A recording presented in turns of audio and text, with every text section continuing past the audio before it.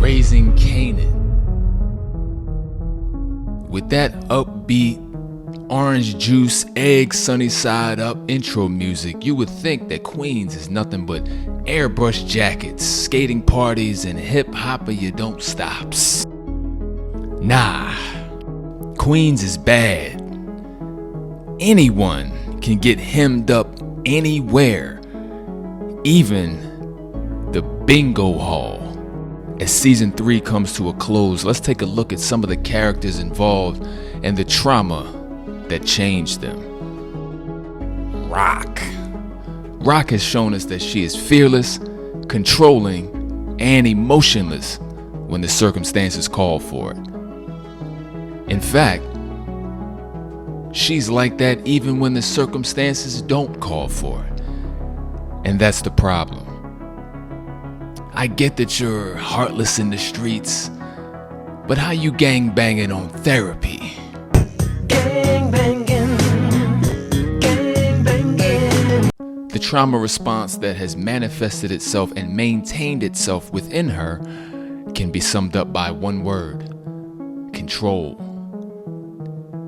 She tries to mitigate her fears by controlling the behaviors of everyone around her.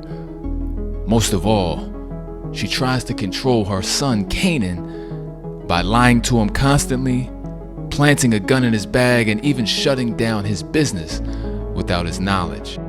What Rock may never realize is that her fear of losing him to prison or death causes her to exert extreme control over his behaviors, which actually makes him more intentional about defying her. This pushes him more into the streets and more into the danger, which ultimately led to his eventual imprisonment and death. A self-fulfilling prophecy indeed. But that comes several years down the line. Lou! Damn. Formerly one of the most loyal soldiers for the family, Lou has not only been distracted by his passions for music and getting out of the life, but more recently by the haunting of his homicidal history. Visited by the thoughts and visions of those he killed in the past, Lou cannot take it anymore. The trauma of realizing that his loyal to a fault attitude has led him to delete people that did not deserve it is manifesting in a self-sabotaging breakdown. He has tried to numb his emotions with liquor, but that only caused him to become even more emotional.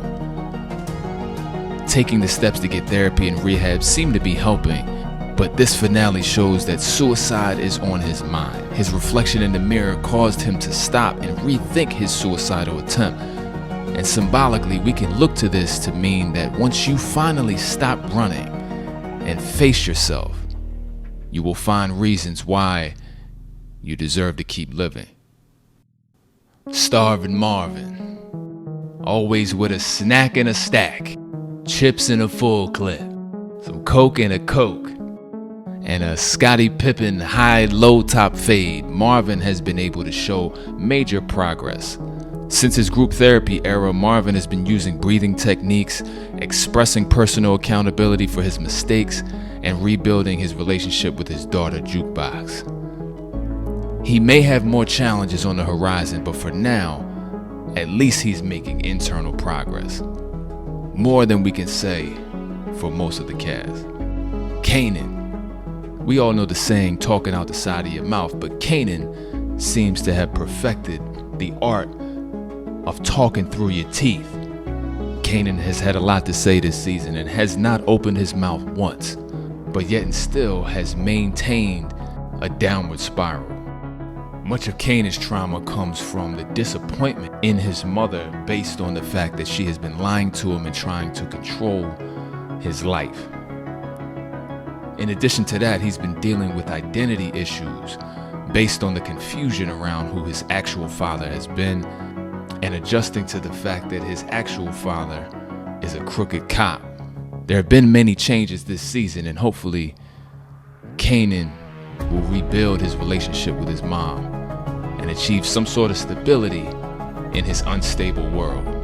Snaps, crackle, and pop, or whatever Man, what in the Stan and Myra 227 nobody couple goals is this? Presenting themselves as a tightly connected drug-dealing power couple, it definitely seems like Snaps can't keep her hands and eyes to herself. Somebody fact check, what year did Freak Like Me come out?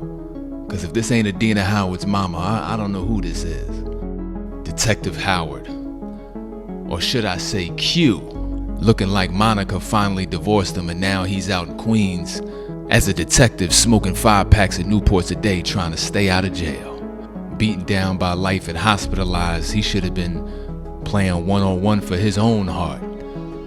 A transplant, or something. My man needs prayer offerings, a timeout, and about 13 naps.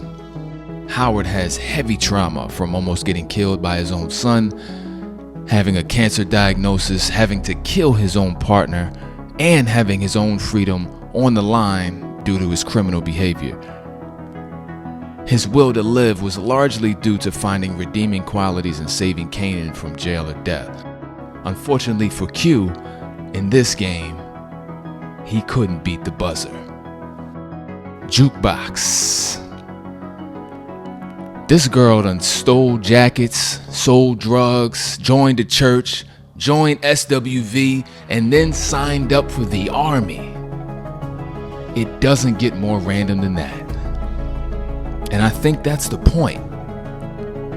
When you have traumatizing events like being choked by your father, being abandoned by your mother, only for her to get killed as you were reuniting, having your girlfriend die from drugs tampered with by your own cousin, and then getting arrested at the biggest performance of your life, you tend to seek safety in whatever random place you can, even in a place as dangerous and as random as army deployment. Always remember, trauma inflates fear, and fear causes us to run straight into the very thing that we're afraid of, all the while thinking that we are running away from it. Famous. What in the YSL is going on here? Are you saying that this man recorded and performed a hip-hop murder confession and then was surprised when the police kicked his door in? Also, did his mom really turn in the gun too? Mom, you literally only had one job. Just fix the empanadas. Famous was using rap as a channel for his trauma, but due to Lou being out of the picture and the recent charges, he may lose his opportunity before he gets it. Ronnie. Damn. Make sure you check out my last video about Ronnie.